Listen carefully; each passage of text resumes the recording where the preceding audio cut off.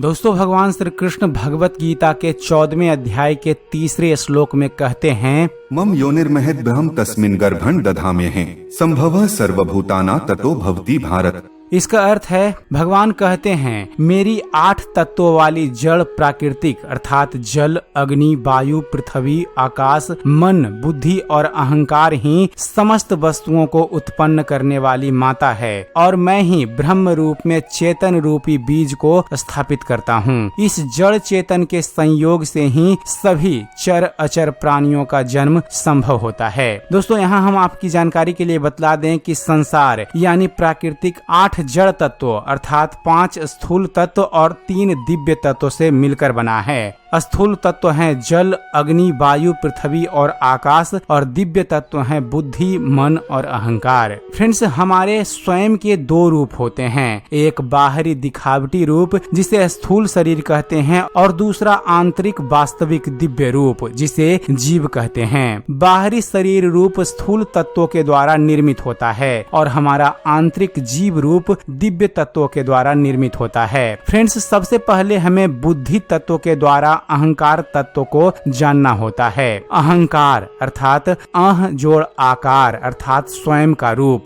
स्वयं के रूप को ही अहंकार कहते हैं। शरीर को अपना वास्तविक रूप समझना मिथ्या अहंकार कहलाता है और जीव रूप को अपना समझना शाश्वत अहंकार कहलाता है। फ्रेंड्स, जब तक मनुष्य बुद्धि के द्वारा अपना पहचान स्थूल शरीर रूप में करता रहता है तो वह मिथ्या अहंकार अर्थात अवास्तविक स्वरूप से ग्रसित रहता है। तब तक सभी मनुष्य अज्ञान में ही रहते हैं। इस प्रकार अज्ञान से आवृत होने के कारण तब तक सभी जीव अचेत अवस्था अर्थात बेहोशी की हालत में ही रहते हैं। उन्हें मालूम ही नहीं होता कि वह क्या कर रहे हैं और उन्हें क्या करना चाहिए। दोस्तों, जब कोई मनुष्य भगवान की कृपा से निरंतर किसी तत्वदर्शी संत के संपर्क में रहता है तो वह मनुष्य सचेत अवस्था अर्थात होश की हालत में आने लगता है। तब वह अपनी पहचान जीव रूप से करने लगता है। तब उसका मिथ्या अहंकार मिटने लगता है और शाश्वत अहंकार अर्थात वास्तविक स्वरूप में परिवर्तित होने लगता है। यहीं से उसका अज्ञान दूर होने लगता है। फ्रेंड्स, इसका अर्थ है कि हमारे दोनों स्वरूप जड़ ही हैं। जब पूर्ण चेतन स्वरूप परमात्मा का आंशिक चेतन अंश आत्मा जब जीव से संयुक्त होता है तो दोनों रूपों में चेतना आ जाती है जिससे जड़ प्राकृतिक भी चेतन हो जाती है। इस प्रकार जड़ और चेतन का संयोग ही सृष्टि कहलाती है। दोस्तों, भगवान की यह 2 प्रमुख शक्तियां, एक जड़ शक्ति जिसमें जीव भी शामिल है जिसे अपरा शक्ति कहते हैं, दूसरी चेतन शक्ति यानी आत्मा को पराशक्ति कहते हैं। यही अपरा और पराशक्ति के संयोग से ही संपूर्ण सृष्टि का संचालन सुचारू रूप से चलता रहता है। भगवान श्री कृष्ण ही केवल एकमात्र पूर्ण चेतन स्वरूप भगवान हैं। वह साकार रूप में पूर्ण पुरुषोत्तम हैं। सभी जड़ और चेतन रूप में दिखाई देने वाली और ना दिखाई देने वाली सभी वस्तुएं भगवान श्री कृष्ण का अंश मात्र ही हैं। स्थूल तत्व रूप से साकार रूप में दिखाई देते हैं और दिव्य तत्व रूप से निराकार रूप में कण कण में व्याप्त हैं। भगवान तो स्वयं में ही परिपूर्ण हैं। हमारे हिंदू शास्त्रों में कहा गया है, मम योनिर् पूर्णमदः पूर्णमिदं पूर्णात् पूर्णमुच्यते पूर्णस्य पूर्णमादाय पूर्णमेवावशिष्यते।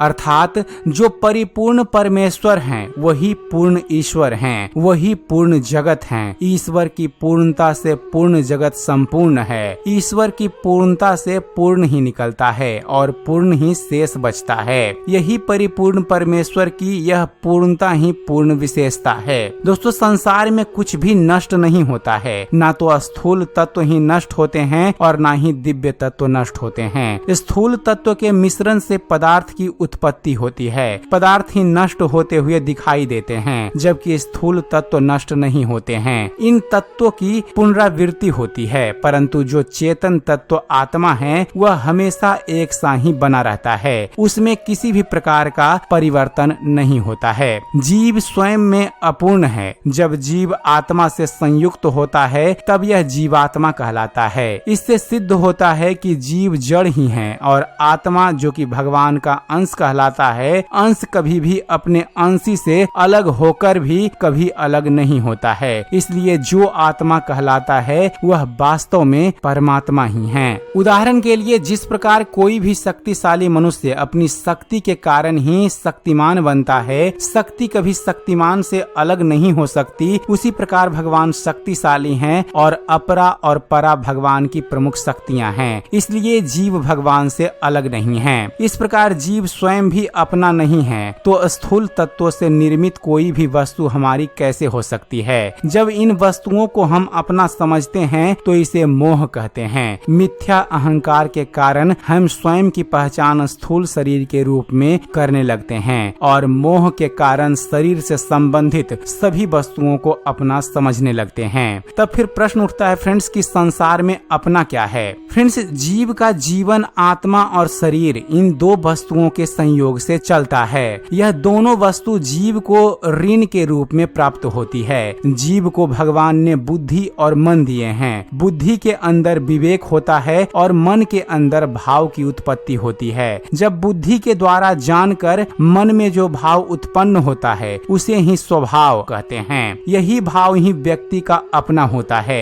इस स्वभाव के अनुसार ही कर्म होता है। दोस्तों, आत्मा परमात्मा का ऋण है और शरीर प्राकृतिक का ऋण है। इन दोनों ऋण से मुक्त होना ही मुक्ति कहलाती है। इन ऋण से मुक्त होने की श्रीमद् भगवत गीता के अनुसार केवल दो विधियां हैं। पहली विधि तो यह है कि बुद्धि विवेक के द्वारा आत्मा और शरीर अलग अलग अनुभव करके जीवन के हर क्षण में भाव के द्वारा आत्मा को भगवान को सुपुर्द करना होता है और शरीर को प्राकृतिक को सुपुर्द करना होता है। इस विधि को श्रीमद् भगवत गीता के अनुसार सांख्य योग कहा गया है। दूसरी विधि यह है फ्रेंड्स कि बुद्धि विवेक के द्वारा अपने कर्तव्य कर्म को निष्काम भाव से करते हुए कर्म फलों को भगवान के सुपुर्द कर दिया जाता है। इस विधि को श्रीमद् भगवत गीता के अनुसार निष्काम कर्म योग या भक्ति योग कहा गया है और इसी को समर्पण योग भी कहते हैं। दोस्तों, जिस व्यक्ति को सांख्य योग अच्छा लगता है वह पहली विधि को अपनाता है और जिस व्यक्ति को भक्ति योग अच्छा लगता है वह दूसरी विधि को अपनाता है। जो व्यक्ति इन दोनों विधियों के अतिरिक्त बुद्धि के द्वारा जो भी कुछ करता है वह व्यक्ति ऋण से मुक्त नहीं हो पाता है। इन ऋण को चुकाने के लिए ही उसे बार बार जन्म लेना पड़ता है। इन सभी अवस्था में कर्म तो करना ही पड़ता है और मनुष्य कर्म करने में सदैव स्वतंत्र होता है। भगवान किसी के भी कर्म में हस्तक्षेप नहीं करते हैं क्योंकि किसी के भी कर्म में हस्तक्षेप करने का विधि का विधान नहीं है। इसलिए मनुष्य को ना तो किसी के कर्म में हस्तक्षेप करना चाहिए और ना ही किसी के हस्तक्षेप करने से विचलित होना चाहिए। इस प्रकार अपनी स्थिति पर दृढ़ रहने का अभ्यास करना चाहिए। दोस्तों, जब कोई व्यक्ति अपने आध्यात्मिक उत्थान की इच्छा करता है तब बुद्धि के द्वारा सत्य को जानकर सत्संग करने लगता है तो उस व्यक्ति का विवेक जागृत होता है। तब उसके मन में उस सत्य को ही पाने की लालसा उत्पन्न होती है। जब यह लालसा अपनी चरम सीमा पर पहुंचती है तब मन में शुद्ध भाव की उत्पत्ति होती है। तब उस व्यक्ति को सर्वज्ञ सत्य की अनुभूति होती है। यह शुद्ध भाव मक्खन के समान अति कोमल अति निर्मल होता है। बस यही मक्खन परम सत्य स्वरूप भगवान श्री कृष्ण को प्रिय है। इस शुद्ध भाव रूपी मक्खन को चुराने के लिए भगवान श्री कृष्ण स्वयं आते हैं। दोस्तों, यही कर्म योग का संपूर्ण सार है। यही मनुष्य जीवन का सार है। यही मनुष्य जीवन का एकमात्र उद्देश्य है। यही मनुष्य जीवन की अंतिम उपलब्धि है। यही मनुष्य जीवन की परम सिद्धि है। इसे प्राप्त करके कुछ भी पाना शेष नहीं रहता है। यह उपलब्धि केवल मनुष्य जीवन में ही प्राप्त होती है। तो एक बार प्रेम से बोलिए जय श्री कृष्ण, जय श्री राधे। तो उम्मीद करते हैं फ्रेंड्स आप सभी को हमारा यह वीडियो पसंद आया होगा। वीडियो आपको कैसा लगा इसके बारे में आप हमें कमेंट्स जरूर कीजिएगा क्योंकि आपका एक कमेंट हमें अच्छी से अच्छी वीडियो बनाने के लिए प्रोत्साहित करता है। और दोस्तों, ऐसे ही ज्ञानवर्धक वीडियो देखते रहने के लिए आप हमारे चैनल को सब्सक्राइब करना मत भूलिएगा। आप हमारे चैनल को सब्सक्राइब कीजिए और देखते रहिए, जानते रहिए। धन्यवाद। जय